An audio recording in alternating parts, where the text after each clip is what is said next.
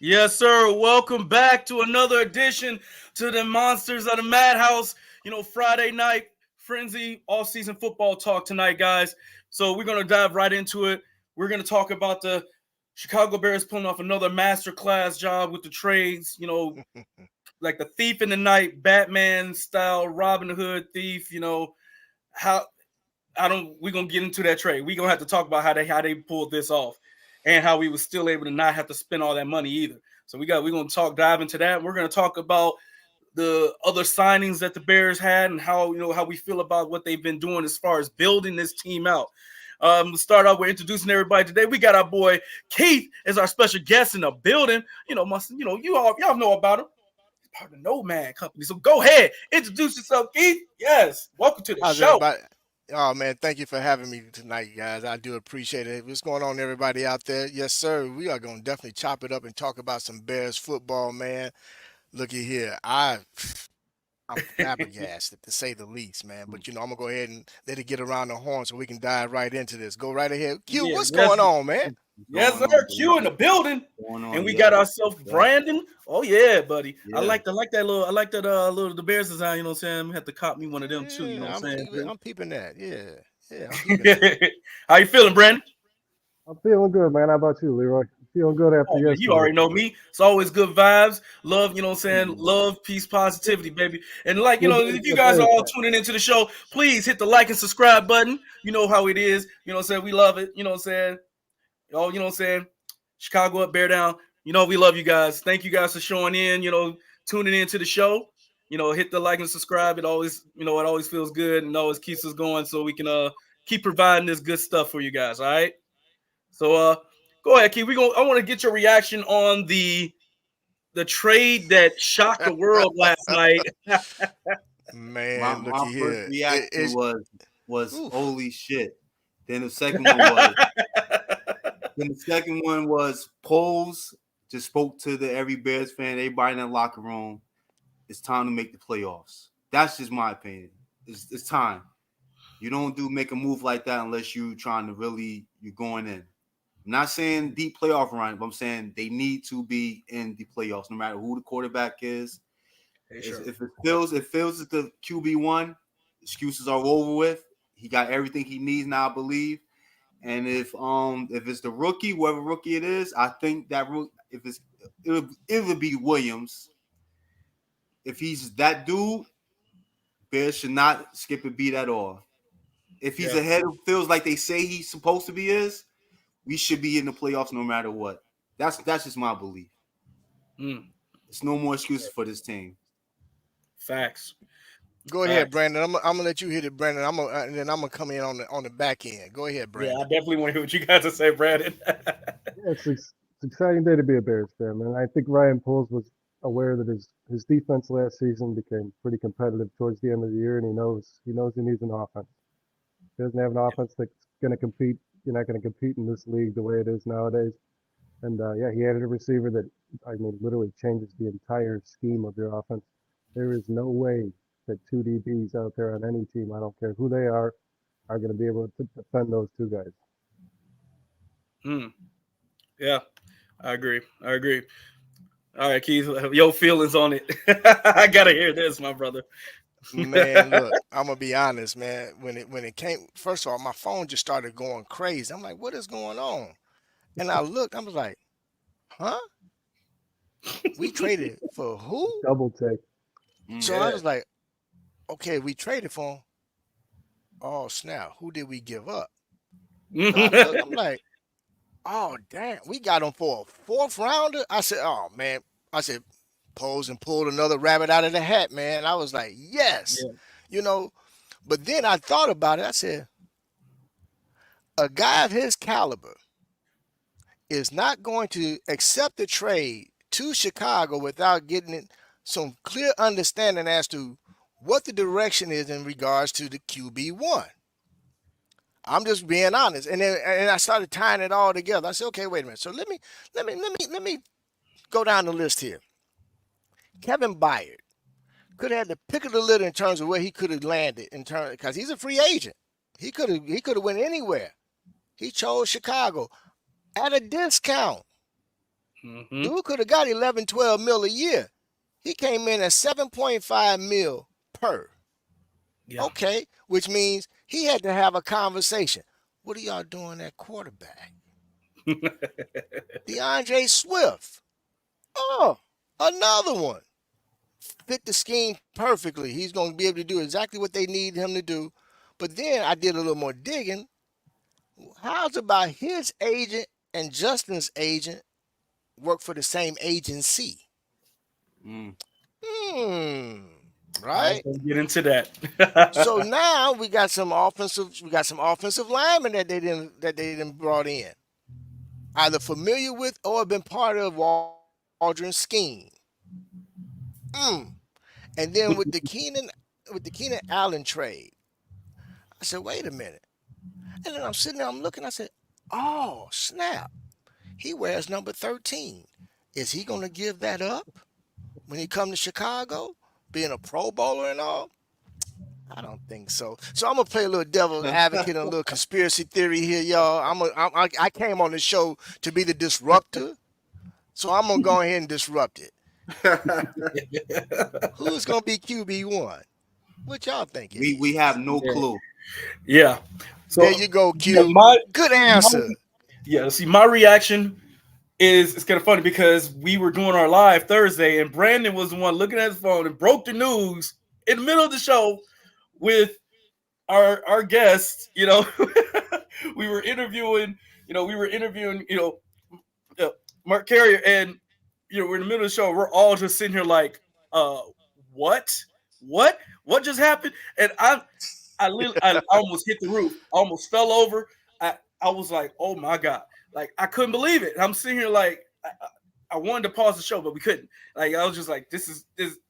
I I'm still speechless because I'm trying to figure first. Like at first, I'm like, it's gotta be a prank. It's gotta be a prank. Like somebody just throwing out there false information and it Right. blew up. And then I realized I was like, okay, and I had the same thought you did. Who do we give up, and what picks did we have to give to get this man? I know he old. I know he past 30, 31, going to be 32. But I'm like, who do we have to give up to get this dude?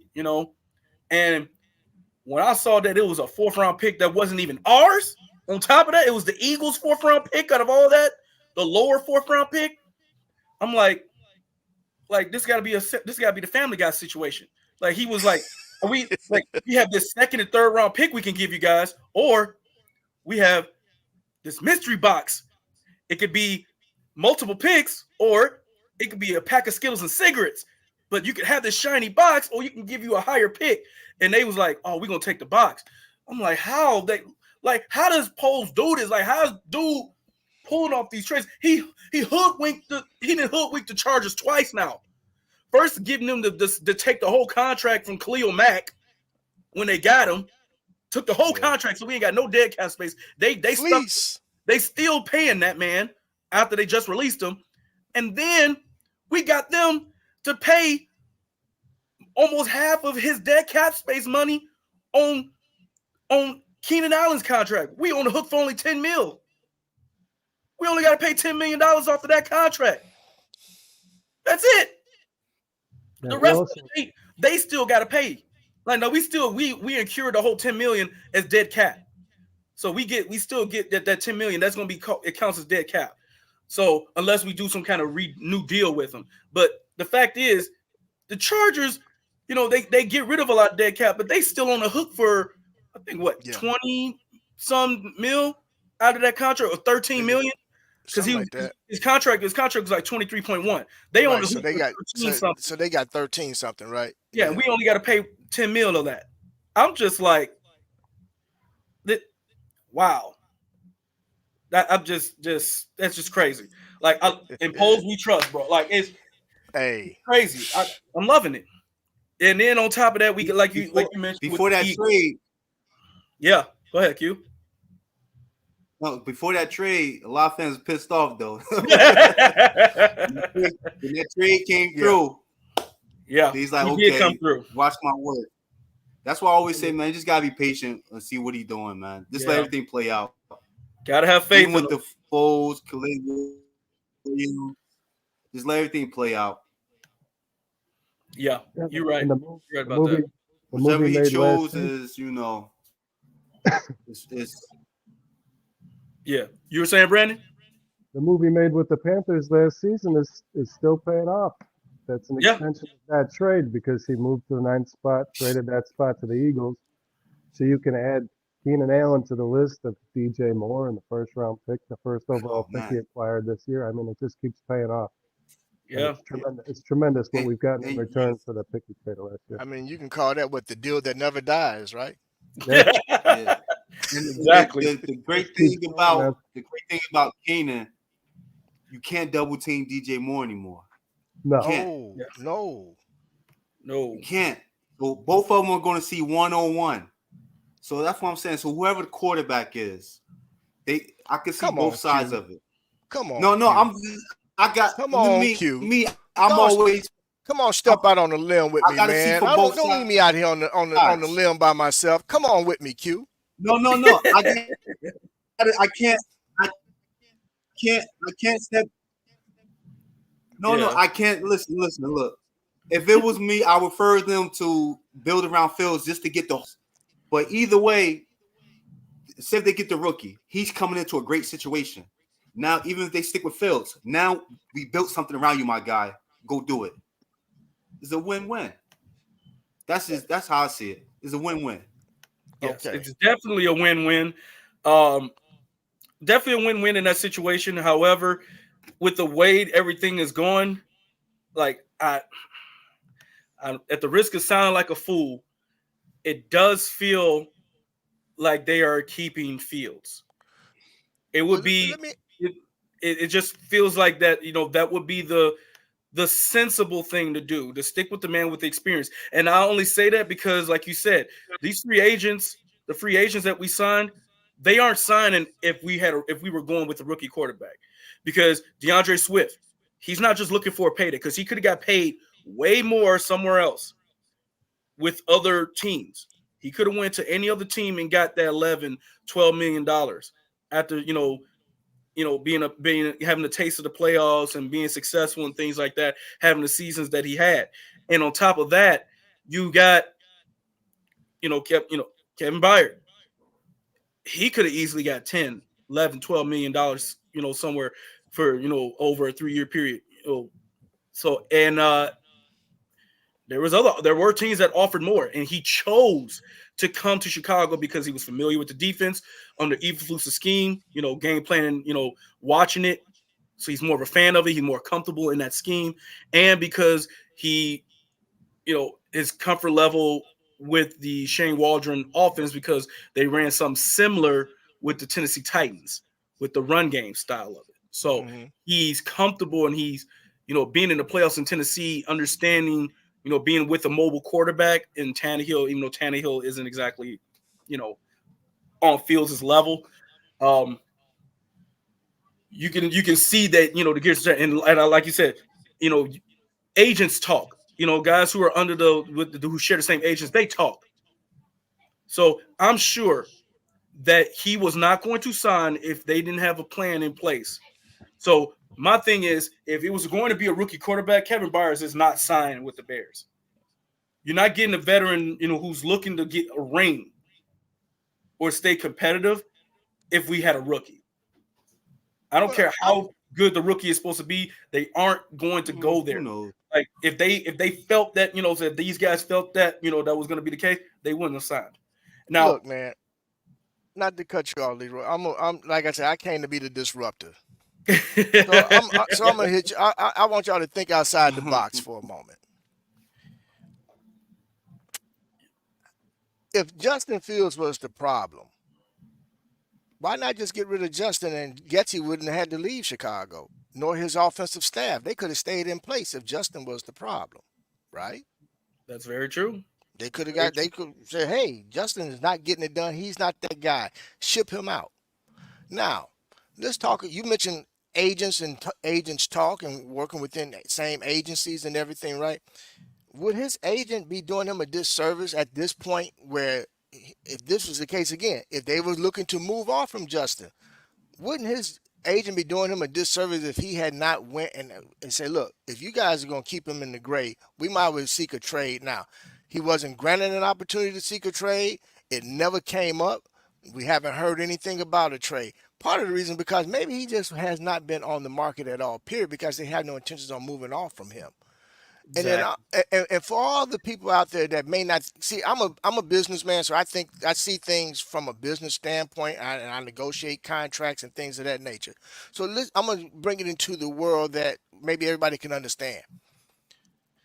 If you are a manager or a supervisor, right, and Yes. and the owner of the company tells you, hey, we've been checking the records and said employee is not cutting it. Now you know this as well, being in the manager and the employee, right? Yeah. That employee is just not getting it done. Mm. Yeah. The owner, is he gonna get rid of the employee or is he gonna get rid of you guys? If he get rid of y'all, is that gonna change the production of that employee? Probably not, right? Because that Exactly. employee is just not able to produce, right? Exactly. So when you have a lack of production, you don't go change management, you get rid of the employee. Mm. So if Justin was the problem, guys, why isn't he gone? Zach Thomas was told to seek a trade. Pickett didn't like what was going on when they brought in Russ. So where is he at now? The He ain't backup at for the Pittsburgh no Eagles. more. The backup. He's still in Philadelphia. He just But back with the Eagles. the thing is, he's not there anymore. Yeah, he Yeah. And asked if for a trade. and if they didn't have the intentions on keeping Justin, and, and again, if Chicago was so set on that one particular player that everybody else seemed to be the consensus number one guy, they could have hired Kingsbury. They didn't, right? So the handwriting is there, man. I get it. It doesn't, we don't want to hedge our bets on it, but I'm gonna hedge mine. And trust me, I'm not a betting man. I like my coin Mhm. too much. But if I had to bet my last $20, I would bet that Justin to be the QB1 come September. Mm. Hey, I mean, Mhm. I'm hearing everybody's opinions in the chats, guys. And again, thank you guys for the chats. We appreciate all the love, guys. Thank you guys for showing out for us tonight. So, sorry, excuse me. We appreciate it. Please like and subscribe. Please show us some love, guys. We definitely appreciate it. We are talking off season trade moves and free agent signings, and we're kind of getting a feel on what's going on, and kind of just giving our thoughts and opinion on it. We're not trying to make it sound like we're you know giving groundbreaking reports or breaking any news at the moment, but we're just trying to guys fill you in and kind of give you a perspective that you may not have had. So we're trying to keep our options open with everything. So what Keith was saying, saying he feels like most of us do. Well, I'm not going to can't speak for everybody, but probably mostly everybody here in this discussion feels that it. Say most of us, I don't know about everybody, but that we feel that the team is being built for Fields. Let's just call it what it is. Now we got a viewer in here who felt that maybe that it's the team debate that maybe they said they used Caleb as bait to get these guys to sign. I think that's kind of bad business Oh to yeah. tell someone that something's going to happen and then it doesn't happen, because then those guys can be very disgruntled. And when it comes to try to renegotiating, or those guys who have shared agents with other key players, can really sour deals for you in the long run. So that's kind of bad business. I don't think they would do something like that. Now I get it; it is a business, but I don't think you want to do something that I don't think Ryan Poles is that kind of guy who will be that underhanded to try to get someone to sign. Otherwise, we would have had bigger names come in here before already. I think he's very straight shooter, kind of. This is what we're gonna do. This is how it's gonna be done. This is the plan we're laying out. He's probably telling these guys what's gonna happen in the gist of things, but not trying to give everything away. Now, like I said, for me, the key signings that we had were from DeAndre Swift and Kevin Byard. That right when we signed those two guys, that told me everything I need to know, because I knew about Byard having the same agent as Justin Fields, or at least working within the same umbrella of the same company. So that kind of right there kind of helped me connect the dots, especially with the way Washington is handling things, accumulating more draft capital. Um, and they already have the most cap space. They're very strategic about who they're signing. They're building their team out.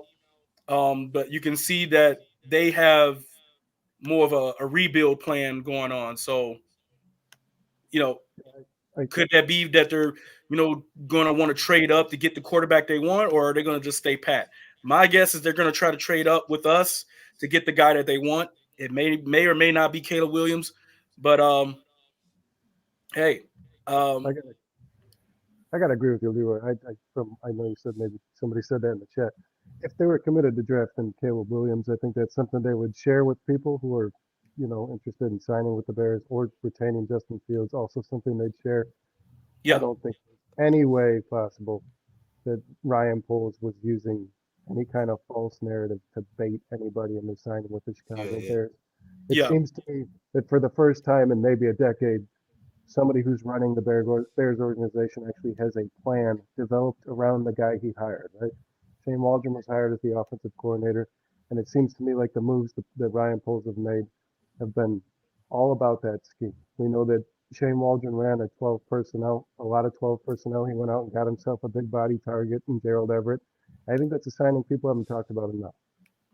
Gerald Everett and Cole Kmet are going to do a lot. I think they're going to use a lot of two tight end sets, and I think those two players Mm-hmm. are also going to be two tough guys to coverage. Again, have to have two solid linebackers and two quality cornerbacks. Now they got to take care of four really good weapons. And Gerald Everett is a pass catching tight end. He was yeah, second on his team last season in Los Angeles with 5.3 yards after the catch. I don't know how many tight ends are second on their team with yards after the catch. Maybe Cole Kmet because of the position he was in last year. But yeah, like you said, you nailed it on the head earlier, Leroy. The Bears are actually building a team around the guy that they hired to run a scheme, and I don't know if I've seen that for maybe a decade with this team. I agree. Now, understand what you're saying, Lays. That you feel that that he had no choice. That Keenan Allen didn't have a choice. Oh, he However, had a choice. uh, he definitely had a choice because um, the team could have traded him to there was other teams that offered more. There was talks that there were teams that were offering a third for him, high, third round picks. They were lower third round picks, but they were offering more than I what didn't. the Bears offered. Was that So said in the comment? what was that again?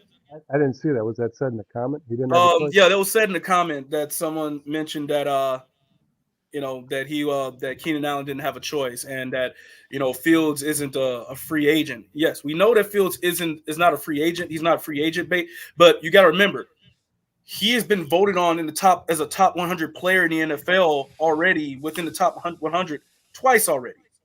Yeah, a lot of He's pedigree going to there. be in the top 100 twice. So, and that's voted on, but within your peers, players you play against. That's what it's voted on. You're voted on against your peers, and if you got the top 100 athletes in the NFL saying you are one of them, then yeah, that shows that you have cachet. Players want to play with you. They want a dog like that. So that means something. Whether people want to believe it or not, Fields has that draw, that attraction. It's not to the level of Patrick Mahomes or Lamar Jackson or a Josh Allen, but trust me, there's players in this league that want to play for Justin Fields or play with Justin Fields. Trust me. Well, see, Just and believe I me was that. getting ready to say that, Leroy. I mean, for And to Caleb sit up Williams and too. say, Because to there's been talk out there about some pros hold now that on. want to play with Caleb as well. Just throwing it out there. I don't want to make it sound like it's just a whole love affair for Justin Fields. Let's be fair. There's some guys out there in the NFL that definitely love the moxie that Caleb plays with, and they are they ain't afraid to admit that. Look, I like that cat's. I like his swag. They like that attitude. They like that confidence in him. So let's, Shit, man, if I'm we all being intrigued. fair, that's out there. There's been a lot of talk out there for that too. So, Shit, I'm just saying. intrigued to see what Caleb can do. But I'm not, if I'm running the show, I'm not risking, my job on a See, y'all rookie. younger than me, man, so I can understand why y'all might be a little intrigued by his what you consider moxie. Well, no, no, I'm I've just been saying around that's the more horn. I've been that's around the more horn just for saying quite a out there. while. Well, I mean, I get it, and I get it, Ooh, little Oh, interference that's me. there. That's me. Uh-oh. Ooh. some interference going on. My fault. We'll let you figure that out, brother. So I mean, I get it. I don't know if you can necessarily call it moxie. Yeah. Um, Maybe he wouldn't be this way if he wasn't a millionaire already. You know, again, I'm not trying to take anything away from his ability. Let me be clear to everybody out there in the chat and everybody that's out there that's paying attention, that's watching the show. I'm not trying to disparage this young man's talent. Does he have talent? Absolutely. Um, but let's be clear about something. Moxie is one thing, arrogance is another. And there's a difference. Yeah. There's a difference. To me, I'm still waiting for him to prove something to me. So yeah, I want to see what he does in the NFL because I wasn't completely blown away with him, while he was in college. And that's just me because, again, like I said, I'm 59 of them, y'all. So I done seen a lot of quarterbacks over the years.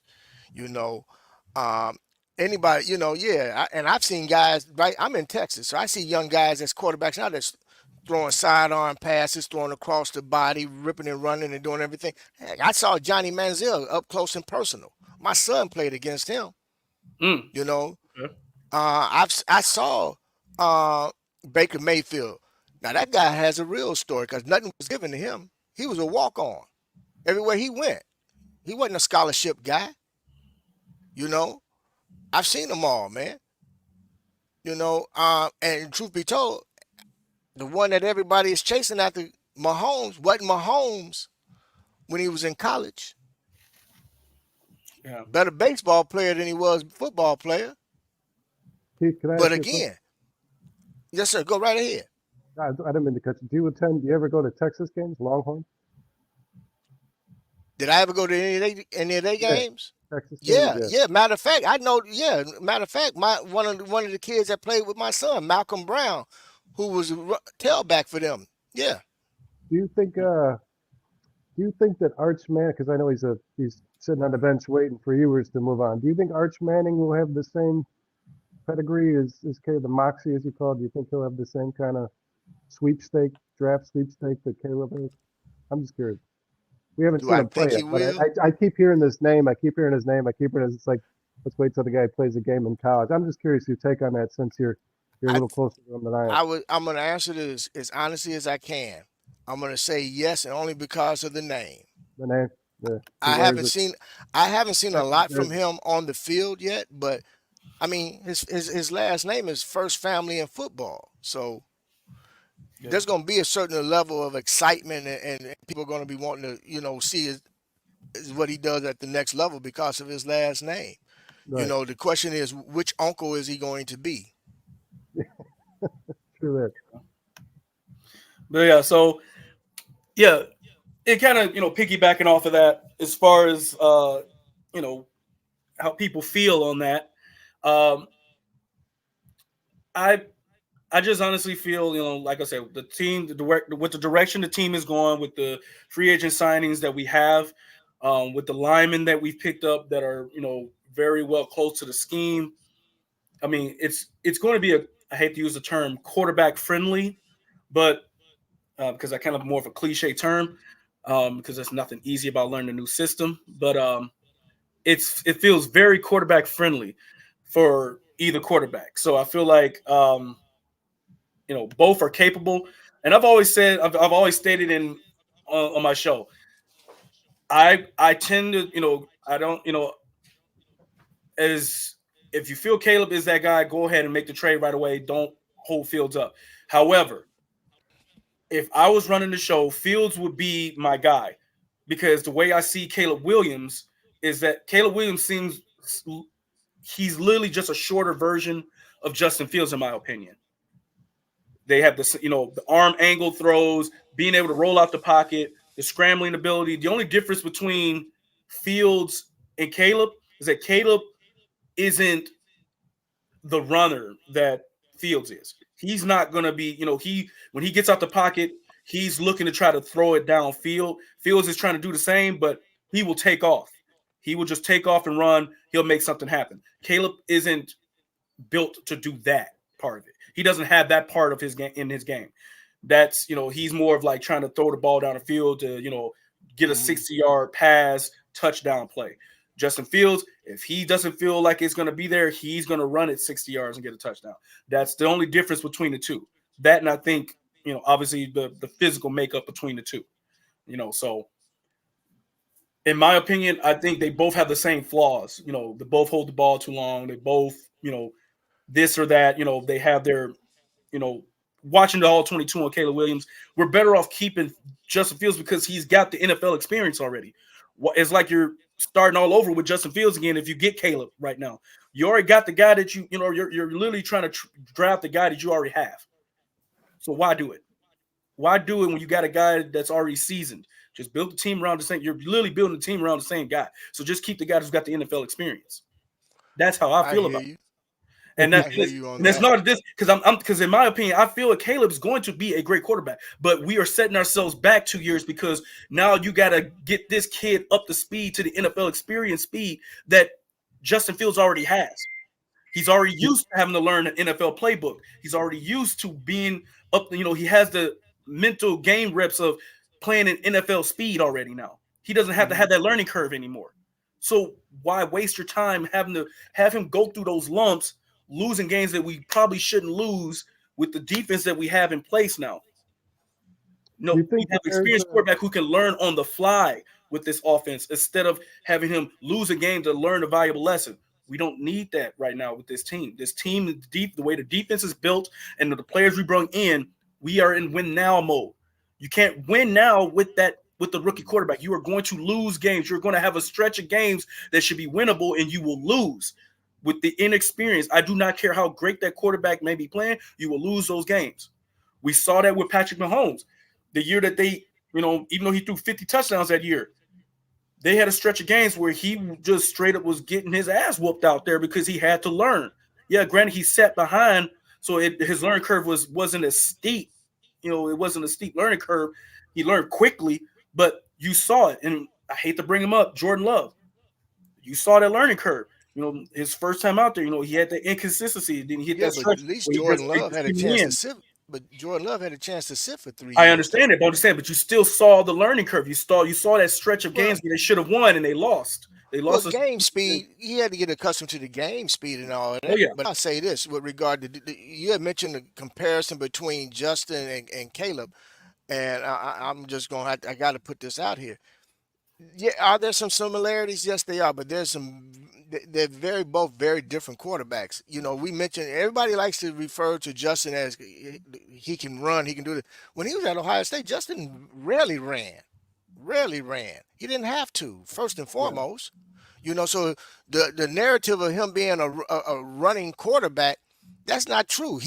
And reason why his first year in the NFL, the dude was actually was kind of stunned because he had to use his legs more, and he was a little more confused as to when to escape the pocket. He had to get used to doing that, and once he realized that I got to run for my life because these cats can't block for me, it became second nature to him because he's an athlete playing quarterback. You know, the biggest thing that I think Caleb is going to have to adjust to, which is something that he hasn't done at all, is play under center. And this offensive scheme that they're going to run in Chicago will be very difficult for him. You talk about 18 to 24 games at minimum that it's going to take for him to even adjust because he's got to get accustomed to playing under center. The kid's never played under center. Everything's been shotgun for him. So for him to go in and step into an offense where he's going to be required to get under center at least 60 to 65% of the snaps, that's going to be a learning curve for him. And think about that. And then I'm gonna sum it up as this. I'm gonna jump back to the free agents real quick. Understand this. You're talking about some free agents that are 30 plus years of age. Do you honestly think that they're going to hitch their wagon to a rookie quarterback? I get it. CJ Stroud did very well, but that's CJ Stroud. You can't expect the same from Caleb Williams. We've seen it all too often with these guys that get drafted in the first round.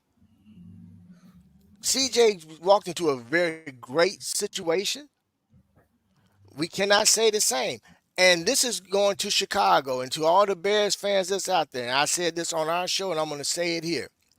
This is the absolute first time ever that we've had an actual organization where we've had football minds making football decisions, first and Yes. foremost. Yeah. And Secondly, this is the first time we've ever had anybody, as far as coaches, that can actually develop on the offensive side of the football. And we still got to make sure that, and it still remains to be seen because we don't know what that product's going to look like yet because they haven't had a chance to start developing these players. We can only assume based off of what they've done at previous stops. So, is the jury still out? Absolutely. But I would much rather hedge my bet on a guy that at least know he understands the system, understands some of the verbiage, and can get caught up and can get brought up to speed in this particular system because he's been there for 3 years now.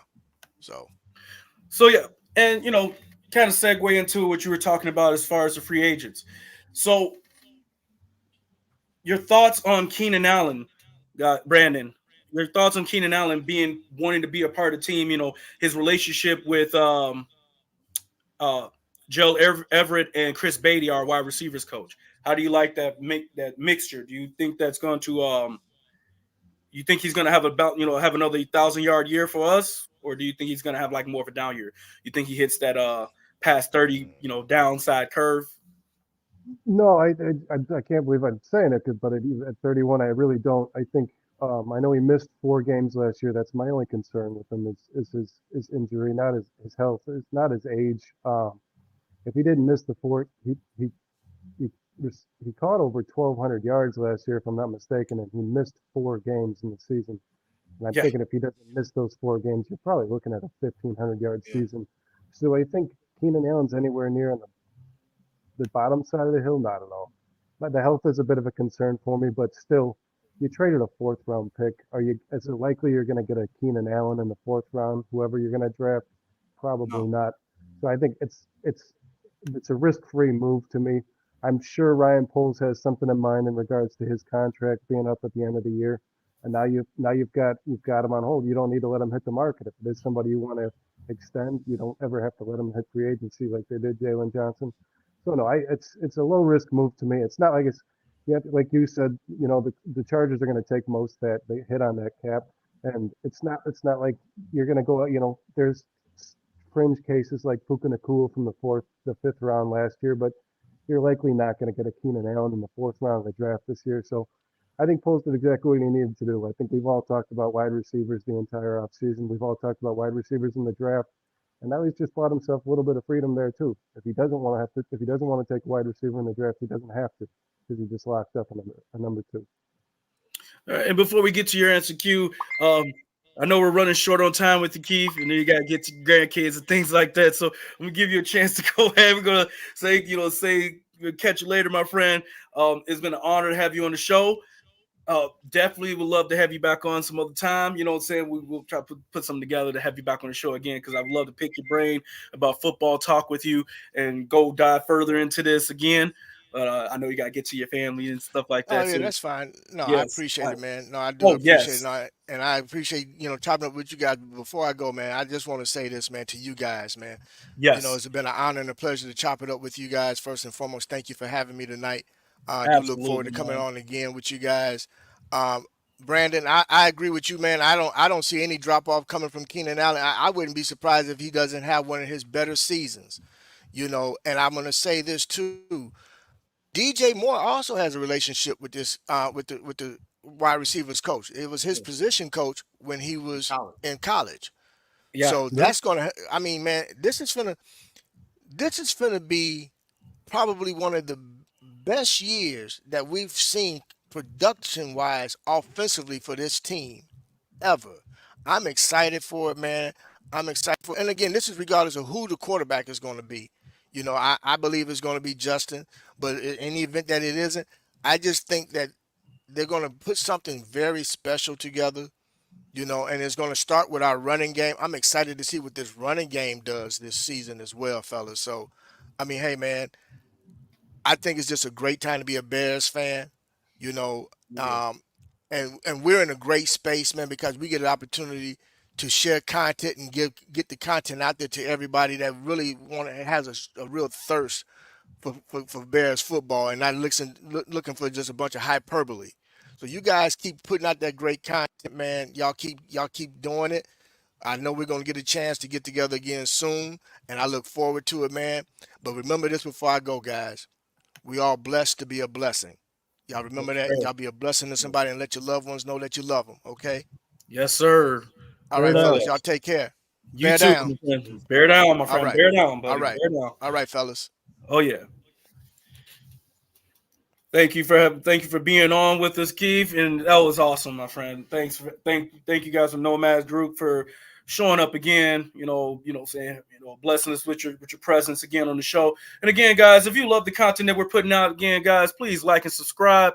Hit that like button for us so we can keep having great guests like this on our show and keep great conversations, the love and the vibes. We see you guys in the chat. We deeply appreciate it. We love what you guys are saying out there. We love that you guys can, disagree, bump heads a little bit, but still be intelligent about it. We love that in the chats for you guys. We appreciate that from y'all. So we're gonna We're keep all this Bears going. fans. Yes, we love it, guys. We're gonna keep this going. Bear down, Bruce, bear down, Cheryl. We love you guys showing up. Bear down tracks, all you guys. Love you guys for showing through in the chats. You know what I'm saying? So definitely gonna keep it rolling for you guys. And so Q, your thoughts on the other free agent signings and what you think it means as far as where do you think the direction is going to go right now with the rest of free agency and the draft? The rest of free agency, I see nothing but depth. The draft, because that's so far his moves have been bargain based moves, all solid depth piece, solid backups, solid start at the safety position, which I love that pick right there because he has now he can work with Brisker, a vet who's nasty, who's an all pro, so he could definitely learn a lot to help keep Brisker moving in the right direction. And for me, the secondary is the strongest piece of the strongest unit on the whole team, including I want to say wide receiver too. Now, so you got Keenan Allen, but I still lean towards more of the secondary being the strongest unit, which that helps your DNs, that helps your D line. I'm just excited, man. I'm excited, and I want to apologize for the what's name, man. I forgot I put something in the oven. I almost burnt my damn house down. I totally forgot before I hopped on. I forgot I put something in the oven, man. Everything is burnt up. And I'm like, oh, okay. So it is what it is, man. Oh, my brother. My house down, man. I forgot Happy I safe, put it in the oven. Oh man, got so Oh, caught up man. in the show, you almost burnt yourself down, huh? Yeah, Well, I'm glad you got it, man. But Well, everybody that was in the chat that was asking, our boy Q is all right. yeah. I almost burnt the house down. He gonna be ordering takeout tonight. I forgot I had something in the oven, man. And I seen someone say, I'm still drafting receiver because I know I'm gonna keep Keenan for at least a year or two. That could be the bridge. I'm still drafting receiver with one of the first picks if I decide to trade down. Yeah, we're gonna make sure he gets some DoorDash. Something tells me. I think DoorDash too expensive. I think they're still looking for a Bruce big set your head body. on that one. I think they're still looking for a big body at the position. I still think they want like Yes. a Keon Coleman, a 6'4", 6'5". I love Keenan Allen. I love DJ Moore, but they're very similar receivers. They're both yak guys, yards after catch. They're both guys that can play inside and outside, but they still need that size. Whether it be Marvin Harrison Jr. or whether it be you trade back, you go out there at Keon Coleman. I still think the Bears would definitely like that 6'4", 6'5", big body target. Because again, whether they retain Fields or draft a rookie, those guys in the red zone are vital. You know what I mean? You got to build the Shane Waldron offense. You want a DK Metcalf, you go get yourself one. And that's why I feel that we are going to trade down to go, Marvin Harrison Jr. And then we're going to go after the young kid out of South Carolina. Very underrated. I think his last name is Leggett. He's number 17. He reminds me of baby Alshon Jeffries is what I kind of call him. It's like a baby Alshon Jeffries, 6'4", over 200 pounds. not super fast, but he's very good, decent route running, with very good hands, very strong hands, and slowly going up the draft boards. I still see him as like a steal for us, maybe like in the bottom half of the second and or maybe early third round pick. I'm hoping that's where we can get him if we get enough draft capital to do that. I would love to get Marvin Harrison and then pick him up late, to maybe more competition for Tyler Scott or Dante Pettis kind of guys. So that's what I'm hoping for, because I honestly think we do need to get another receiver. Do we need to get a big body tight end? Maybe. I think we can still maybe find a guy on the cheap in free agency, maybe that gets dropped later on after the draft, or we can get an undrafted guy. But I don't think tight end is a super need, except maybe for like just depth, So, but yeah, I don't think we need anybody for tight end to start. But then again, we saw in Seattle.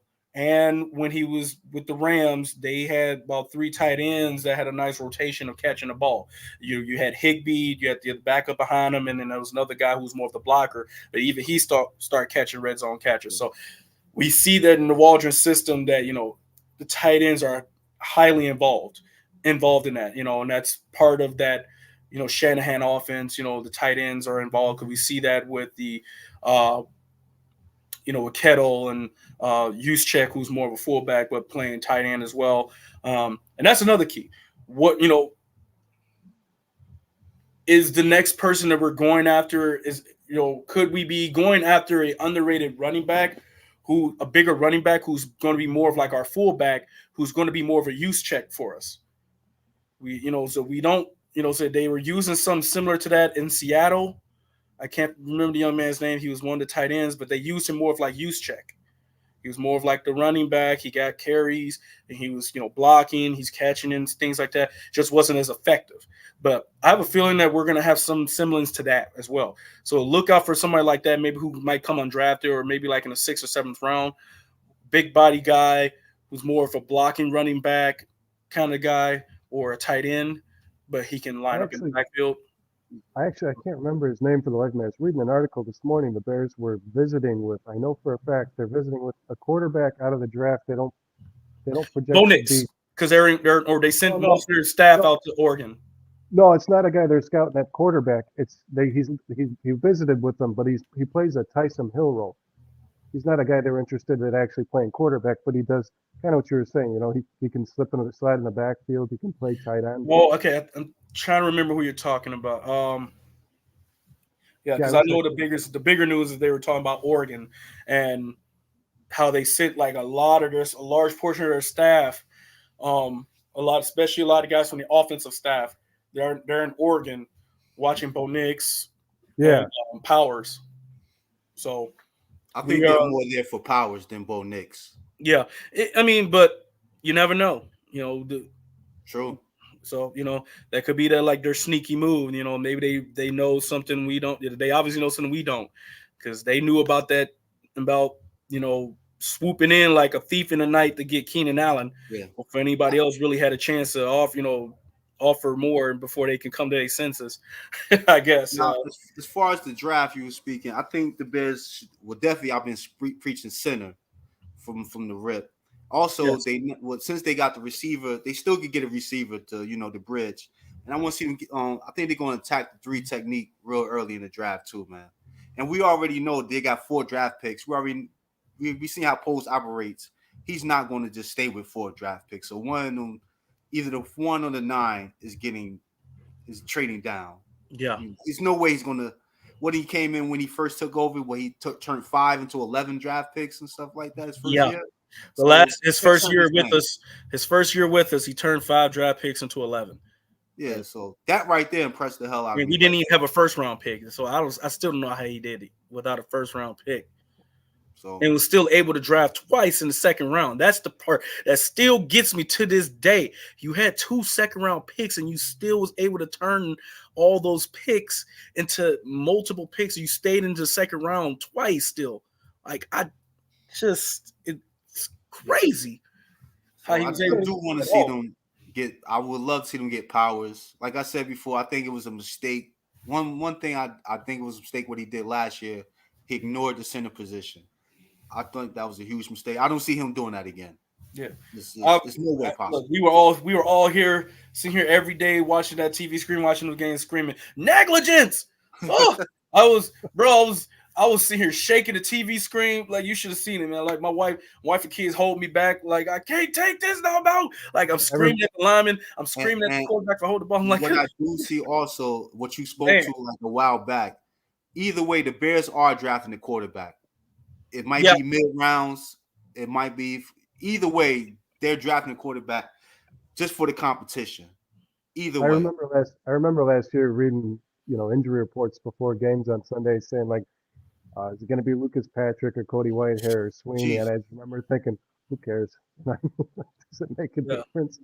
Yeah. Either way, so fans get ready. They're drafting a quarterback regardless of this draft. That's what I think. It might be fourth round, might be fifth. Yeah.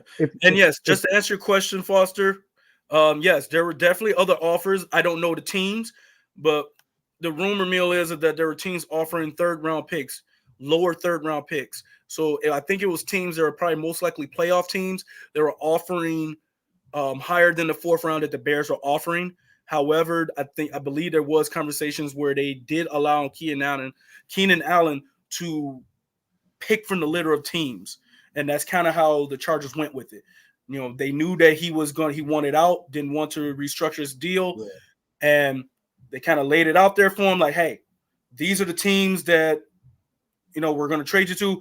You pick which one.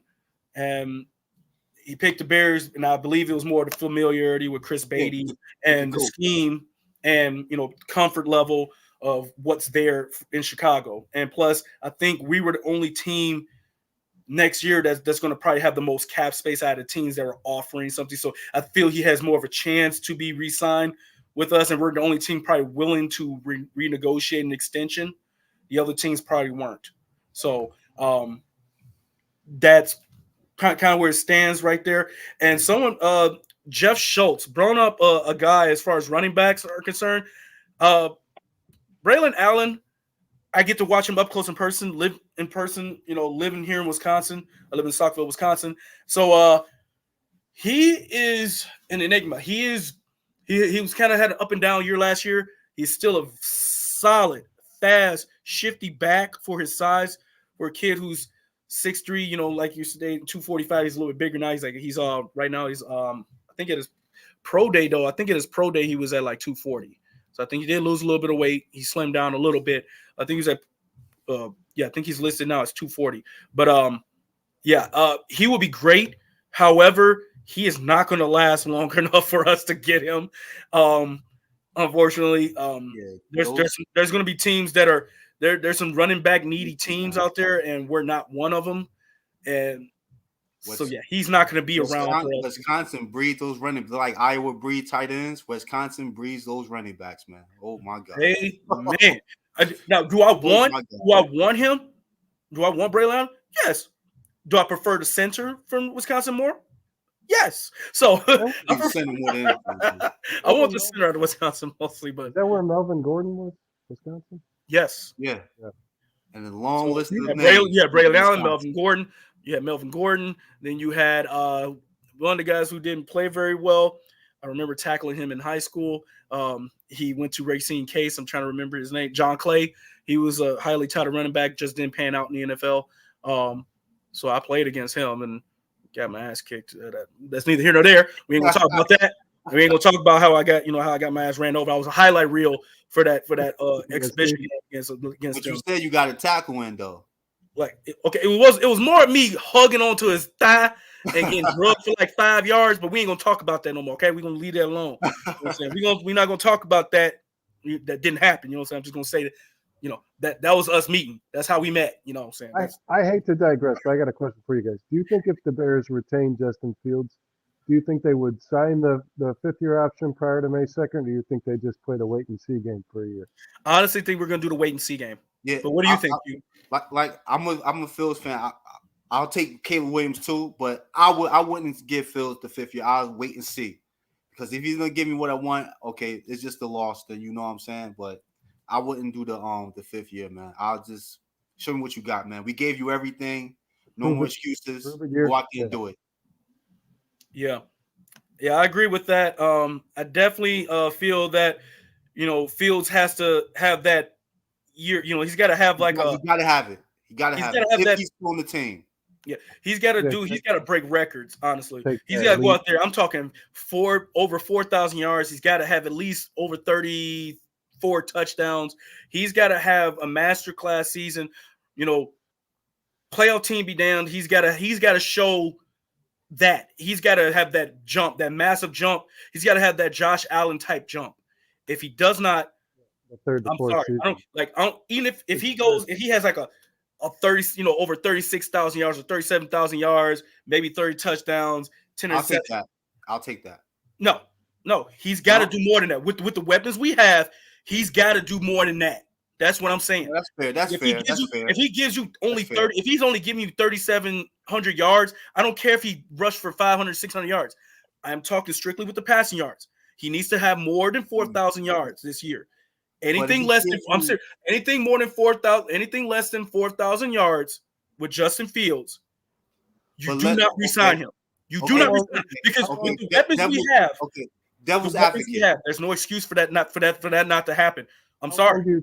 How long do you think the adjustment to a new offensive scheme would take? I'm going to give him 3 games. Shit, I'm giving him 2. I'm giving him 2. I'm giving him 2 games. Well, I'm giving him 3 games to be fair. Just give, because it's not just him that's got to gel, the offensive line.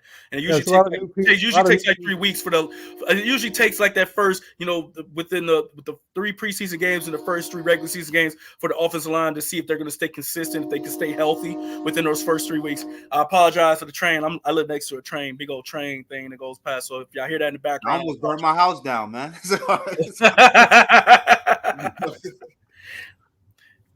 I see we got over 80 in the chat. Got over 80 in the chat, y'all. Thank y'all for showing love. We appreciate y'all for this. Oh yeah, we doing it big. Thank you guys. Devil's advocate to the yards. Let's say if Fields gets around 3,700, but he also getting you like, I hope he don't. I'm tired of. I like seeing him run, but I don't want to see him run that much anymore. It just gives you close to 700 yards with like 5 touchdowns. And he finally gets a quarterback over 30 touchdowns. What do you do then? Because you got to remember the total yards matter. And the wins going to be the yards thing, but I'm talking about with the weapons we have, I think it will be severely negligent for us, being fans, with the weapons that Poles has put around him, for us to have less than 4,000 yards. I'm sorry. There should be no excuse for him to have that many yards rushing unless our line is trash. Again, now, if our line is trash and he's still putting up numbers like that, I can maybe let that slide and then be like, yeah, I'm going to do it. But if our line is holding up and we're like in middle of a pack line, like our line is ranked 15th or 16th or something, you got enough time to throw the damn ball for 4,000 yards.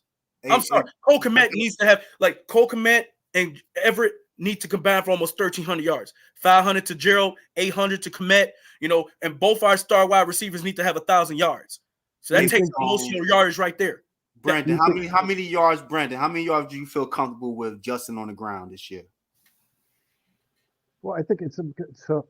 I felt like they kind of underused his ability to run last season, and I think I think that Shane Waldron would actually honestly decrease the amount of design runs that Justin Fields has.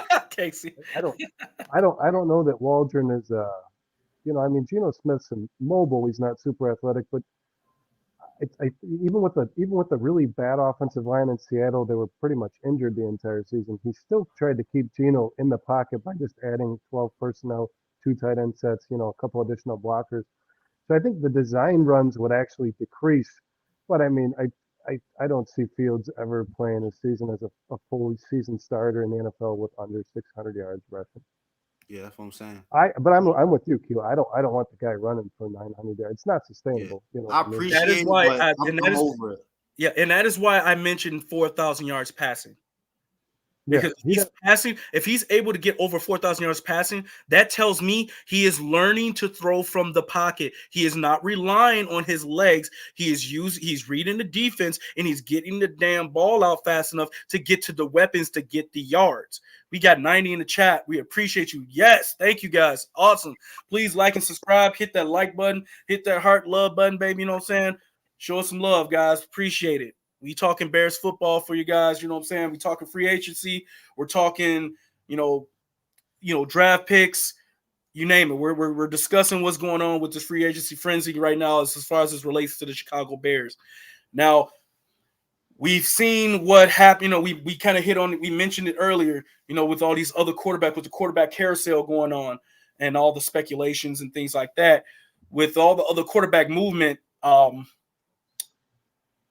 and how it's affecting, how it may be affecting other quarterbacks' trade value. Just recently, Jimmy Garoppolo signed with trying to remember the team. He just signed the Rams. He just signed with the Rams. So suspension, Garoppolo. He was with the Raiders. He was Jimmy Garoppolo was with the Raiders. He's facing a suspension still, right? He had a substance. Yeah. He's 2 games, 3 games, something like that. Yeah, he's not going to be playing. He's obviously going to be a backup no matter what. So, right. Especially with the way things went down for him, he looks like he's on the downside. But that can be more of a Josh McDaniels thing more than anything. But he can't stay healthy, so he's definitely going to be regulated to being a backup. And yes, a lot of people are bringing up the Lamar Jackson thing. That's what I'm saying. Like, I get that comparison, but that's not a fair comparison because of the team that's built around Lamar. That team is built to be a run-first team. So, and he's just recently getting weapons to throw like that. Greg Roman. Yeah, and he's he had Greg. He doesn't have Greg Roman. He had a new guy that was the offensive coordinator. That's what I'm saying. That's what I'm saying when I bring you gotta account for the total yards. Yes, and I get the whole total yards thing. I get that.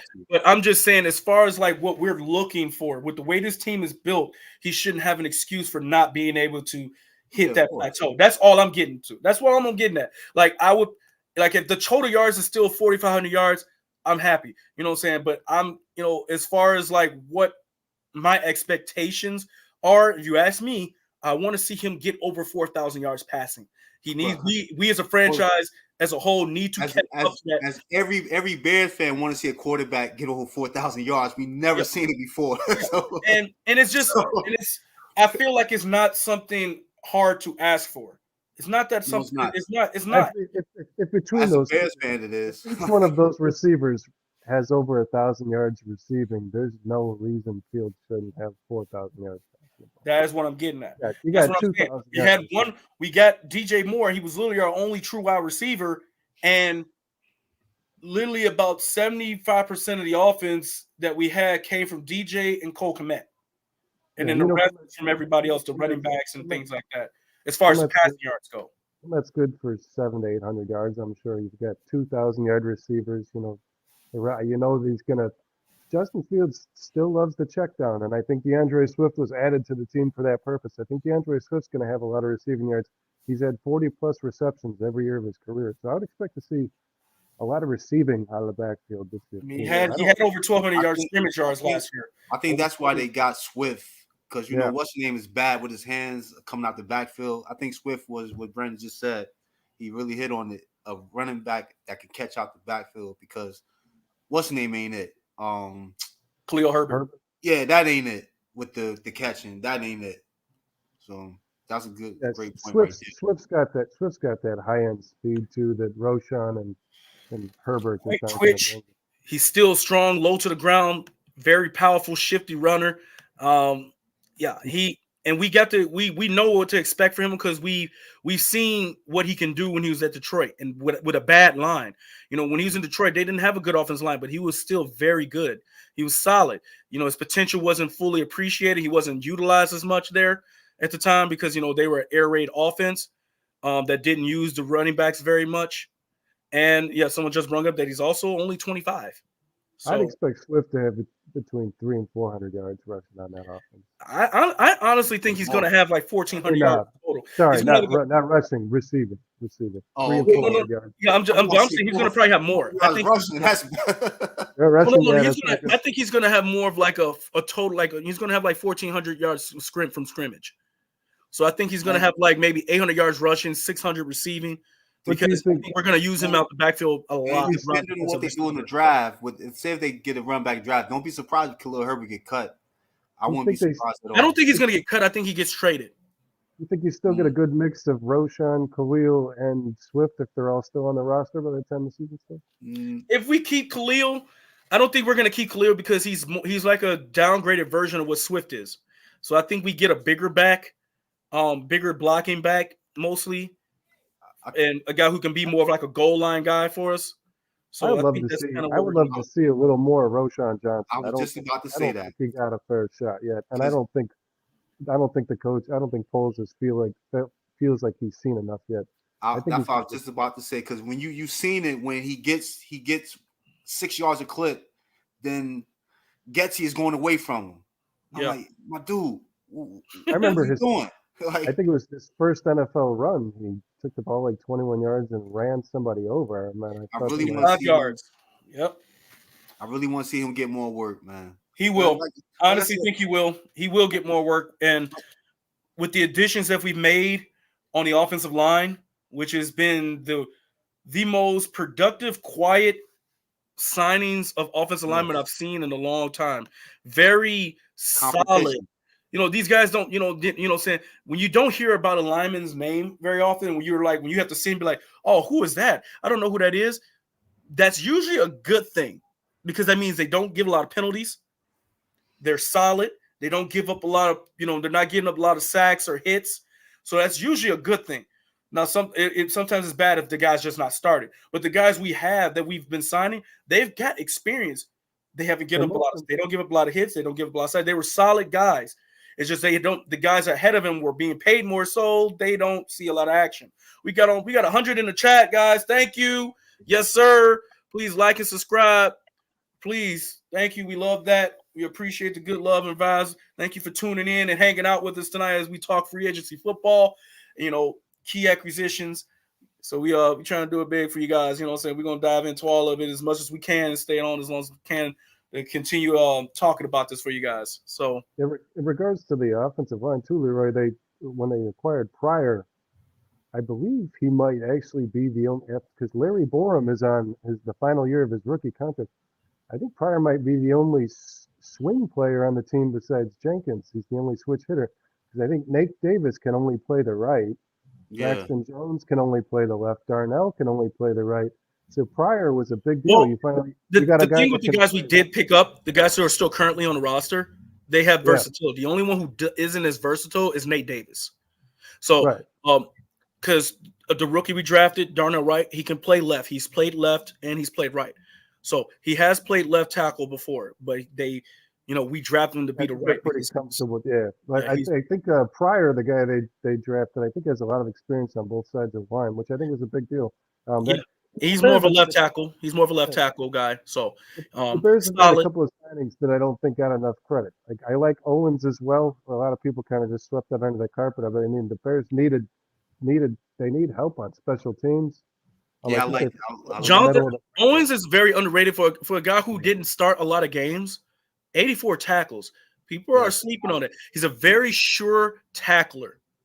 And I think he could. I know he's primarily a free safety. I think he can sub at the strong side too, because Brisker. I love Brisker, but he had the concussions last year. He had a couple of health concerns, so you got a little bit of depth. And Ryan Poles, that's one thing he loves is taking care of depth. Yeah. So who else do you guys think we're gonna go after? I know there's a lot of guys that are still left. I know we just lost Tyrone Smith. He would have been one of the guys I wanted to talk about, but he just got signed to the Jets. So of the guys who are still available as far as linemen that you can think of off the top of your head, or do you think we're just going to go heavy into the draft if we're going to trade down and get more linemen in the draft? I think it's in the draft at this point. I would love to see. They're going to get a left tackle to compete with your boy Braxton Jones. Oh man, that dude, man. Oh, Don't get me started, man. Don't get me I would- started. Don't get me I would love started to on see the dude. Bears at least meet with Jadeveon Clowney. I would. Yeah, I think they have big plans for edge in the draft, but I would love to see him meet with Jadeveon Clowney. Um, he's not. Yes. I mean, he had nine and a half sacks last year on the line on the defense that led the league in sacks, but he's also just a phenomenal run defender. yeah, And that's it never hurts to have Man. more of that. he'd be a perfect rotation piece, man. Oof. Yeah. You can never have too many D linemen. Everybody knows Yes. that this day NFL. So yeah, and you touched on the D line. That's the one thing so far that Poles has missed on. I feel. Now, granted, the Technique. guys who were that were out there, they were getting some absurd contracts, but I really think we missed the bill on not getting Armstead in. 3 years, $51 million. I think that's something we could have pulled off. But I get it. There's so many guys that are in this draft right now that we can go after, and plus we still have Dexter. Javon Dexter is I think still he'll a have a beast. huge season, man. I'm high. Yeah, I'm Dex- really high on him. Dexter came on real strong at the end of last season. I do think. And yes, there's- Casey. Yes, the I- young man DJ DJ Yeah, did wow. sign with the Panthers. He did not They didn't let him out busy the with the building. Bears, so they didn't let him out the building. They offered him a certain amount of money. I think Dexter could play three technique. I think Eberflus believes. Well, yes, that he has been playing the three. He's been playing the Yeah. three for us. But I mean, I think they still question if he could be the guy. I think that he can. I think he was the one rookie besides Tyreek Stevenson who obviously had a phenomenal rookie season. Dexter was the one guy who I felt like towards the end of the year he was playing much better football. He was getting there in the year. You're right, Brandon. He lived up to his second round billing, is what I would say. He lived up to a solid second round pick where he was. So, however, if we can get in someone, say, the three technique that played at Texas, who happens to be related to the edge rusher that we have here, last name happens to be Sweat, just save on that'll be dope. Stitching jersey number names at the back, just slap a different number on the jersey. You know what I'm saying? I'm a big fan of I'll keep it in the hometown guy. I'm a big fan of I think it's Jerzon Newton. Ooh, I don't think he lasts though. He's gonna be a first rounder. I don't think we would. Yeah, no, he's not gonna fall. He's not gonna fall low enough for us to get back up into the first round or anything, unless we get enough draft capital with the trades. I don't see us getting him. He is gone. Like no, I don't like, absolutely gone. Now we can. I wouldn't mind us grabbing him at trading down and grabbing him like 13 back or 14. From the 9. Yeah. You'd have to trade back. Yeah, do a trade down, maybe get him at like 14 or 15 or something like that. Yeah.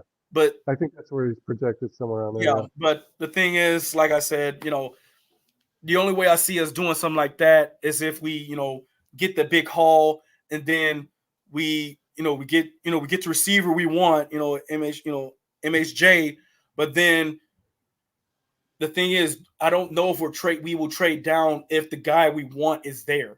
Like, because I got this weird feeling we're gonna trade down, we're gonna get Marvin Harrison Jr., and we're gonna get to 9, and then we're gonna be stuck with the conundrum of having a Doomsday, Bowers, and maybe an offensive lineman that we want, and they're gonna be stuck there at 9, and we're gonna be like who it's gonna be way too hard for us to make that decision, to trade down out of that spot, unless someone gives us something lucrative like we got from the trade down from 1 to 2 or 3. I don't see us trading on the 9 spot because you're gonna have the meat of the talent of the draft is gonna be right there. That top tier, guys who should be top 5 but don't go top 5 because there's not position of need for certain teams. So it's wave them and if they stay at 9 and one of the tackles there, I can see them going left tackle at 9. Wave them and Fashanu, I think. But if it's Bowers though, if Bowers is still there at 9, oh yeah, you grab and Roma Dunze is still there, I don't know how you don't stay there. If it's me, I'm jumping on the wide receiver or I'm taking Bowers. Whichever one who impresses me, whoever I have higher on my board. Let me ask you guys a question since you just brought a Romzu. So what happened? I think there's a good possibility. Let's say Poles do trade back. He might trade back further than the 3 or the 4, because the top 3 receivers is going to be in the top 10. That's very possible right there too. He might not get a Marvin Harrison, and I'm leaning towards what's the name more than Marvin Harrison too. To be quite honest, man, I would love that Marvin Harrison, but I'm leaning towards the kid from Washington, man.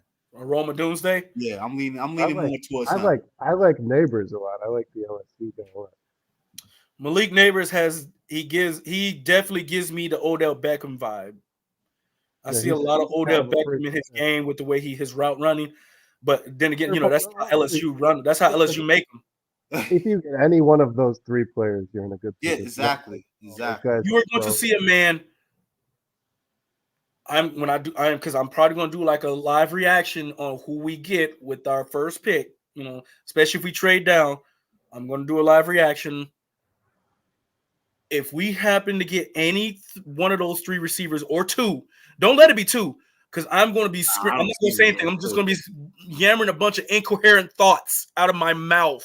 You're just being greedy now. Any of those guys, and that includes Bowers. If that includes Bowers, we get any of those guys, you're just going to hear me screaming at the top of my lungs. There's nothing's going to make sense. I'm going to sound possessed, but I'm going to be losing my mind with tears of joy if we get any combination of those 4 guys. And that I'm talking Harrison, Doomsday, Neighbors, and Bowers. If we get any 2 of the 4, or at least one of them, I'm going to lose my mind. I'm telling you, you're going to see me screaming, doing cartwheels in the street. Bro, I'm telling you. I believe they come out with at least one of them. Do you think so? Again, if we leave with one of those guys in this draft, it's going down, bro. I'm going to lose it. I'm just going to lose it. I'm going to go crazy. Let me ask you this: if they take Marvin Harrison, Odunze, or even Neighbor, I think Neighbors is kind of he's a fly guy, right? Kind of speed. But do you think DJ Moore moves to the slot? No, I think what happens is I think we move we put the rookie in the slot, so he doesn't have to worry about number 1 corner competition. You want, and not if it's Marvin though. If it's 6'4", you probably want to keep him on the outside. I would. I would think DJ. I do think DJ hit the slot. I do think, but you get if we get MSJ though, if we get Marvin Harrison, you have 3 legit number 1 receivers who can line up everywhere though. They all have that same mold. Yeah, Allen and Moore can play both in and out.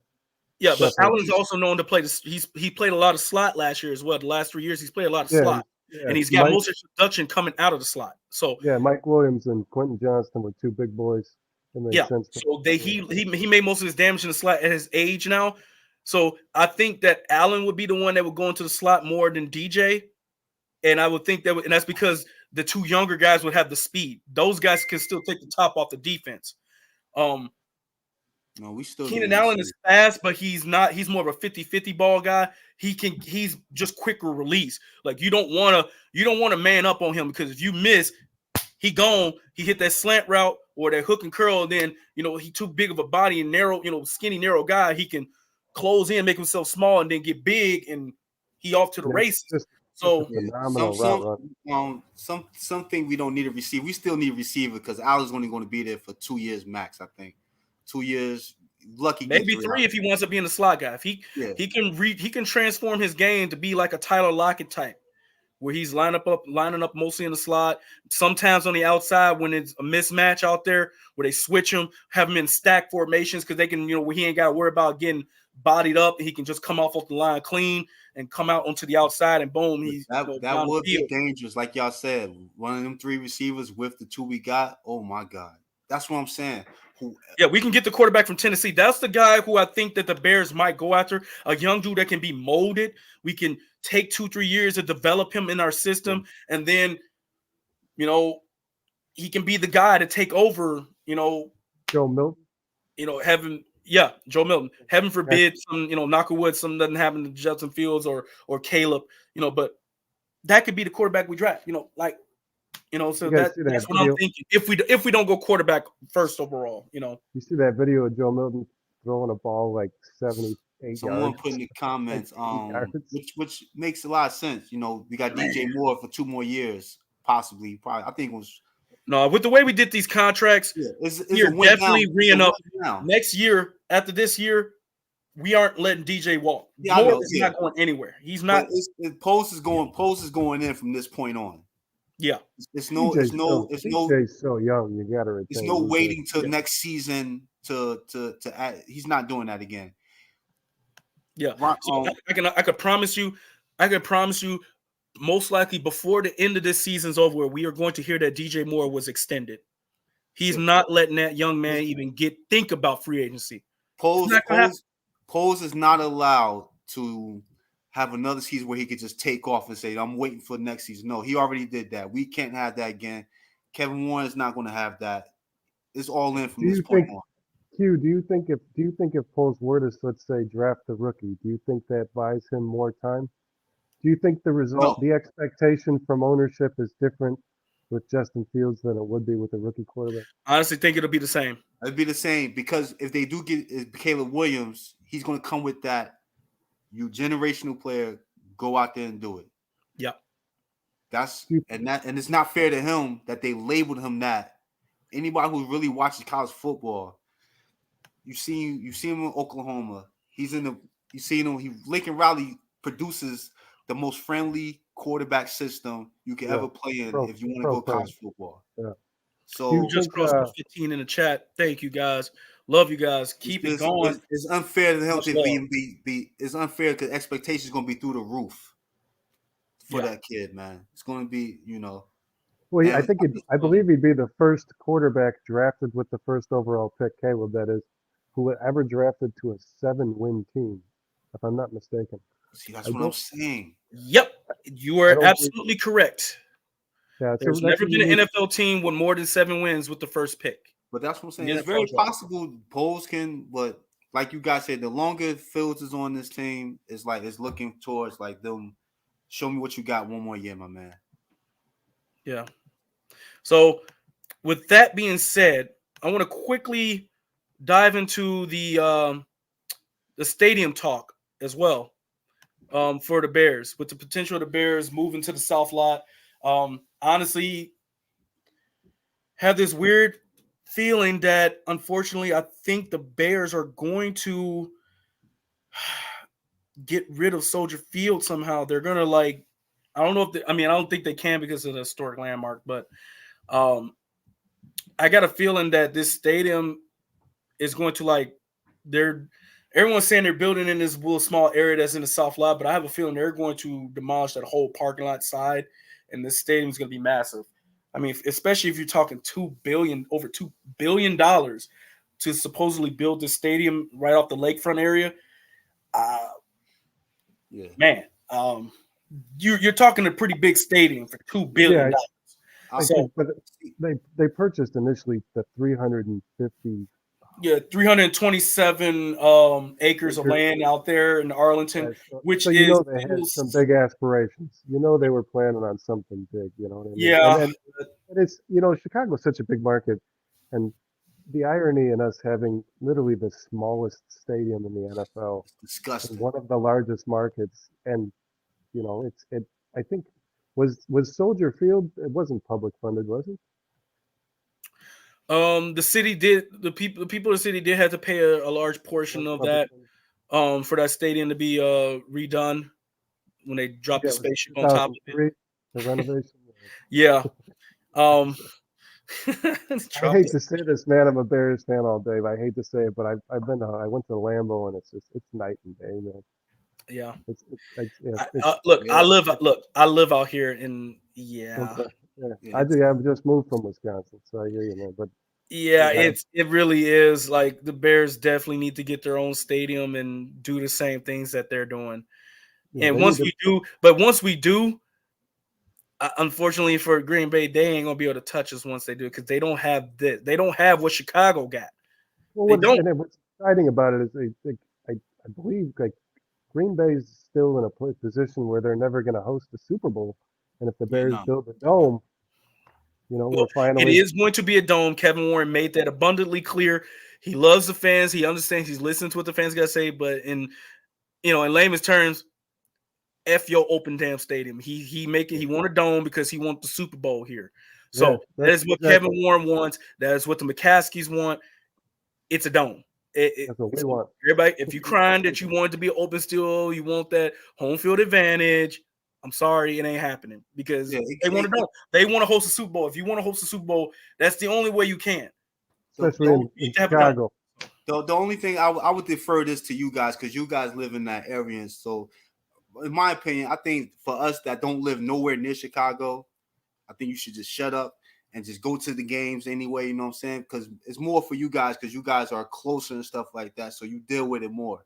But they do need a dome because the money, the concerts, the Olympics, the Super Bowl, the Final Fours. You're going to get multiple Final Fours. You're going to get multiple Super Bowls every 5 years. But, you know, when it comes to the stadium talk, I leave it more to you guys that's in that area. Because, you know, when I come out there, I'm only going to be out there for 1 day, 2 days, and I'm just going to. Where are you at, Q? I'm in Jersey. Okay. I'm in Jersey. Okay. So it's Well, like when I don't come to worry about it, Chicago, I just love being in Chicago no matter what. So they can build the smallest stadium out there. I'm still going to be there. But, you know, you guys Well, might. you ain't got to worry about that. It doesn't matter for me. You know what I'm saying? Because from the renderings, it sounds like the Bears are going to probably wind up with we're either going to have like the largest stadium in seating capacity or we're going to be top 3. So they're talking about this stadium being at 90 to 100,000 seats total. It has to be top 3 because, like Brandon said, it's disgusting. Dallas, it's disgusting that Chicago's the 3rd biggest market in the country, and we have the smallest stadium. That you have the smallest stadium. Don't make no sense. Like again, I just love going to Soldier Field. So that really don't because I'm a visitor. So you know, you guys see it more different than I do. Yeah, and they're right. Kevin Warren did, got them a new stadium. Yeah, and that stadium is beautiful. So if anybody's going to pull off having the greatest looking stadium, it's going to be Kevin Warren. He did the same thing for the Rams too prior to what he did for he wasn't there for the completion, but he was there to help. He was there to help with getting the Rams that initial stadium that they had before they wound up getting SoFi. So he was part of that. He was a part of building the Vikings stadium. Yes, but before the Vikings, he was there to help the Rams when they St. Louis. Yeah, when they were at St. Louis, when they were winning when they won the Super Bowl with Kurt Warner and stuff. So he was there when they renovated that stadium. The greatest show on turf. Huh? Yep, and he was part of that franchise for that. So yeah, he's got a lot of pedigree. Okay. Yeah, so he's been around a lot of stadium renovations and football knowledge. So, but with that, we're gonna try to close out the show tonight. We deeply appreciate everyone in the chat. We enjoyed having everyone on. We enjoyed talking with everyone. We went longer than we anticipated, as usual. But that's what happens when you won't hear talking and we got so much engagement in the chats. Please like and subscribe. Please, please, please don't hesitate to show more love. Please let everyone know about us.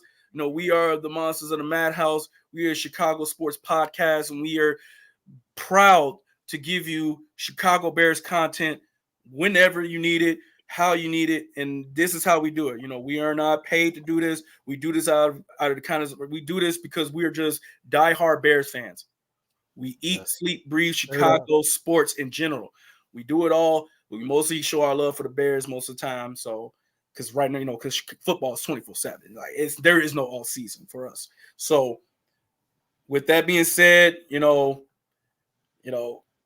Chicago up, bear down, peace, love, and good vibes. Holla. Bear down, folks. Bear down, guys. Peace.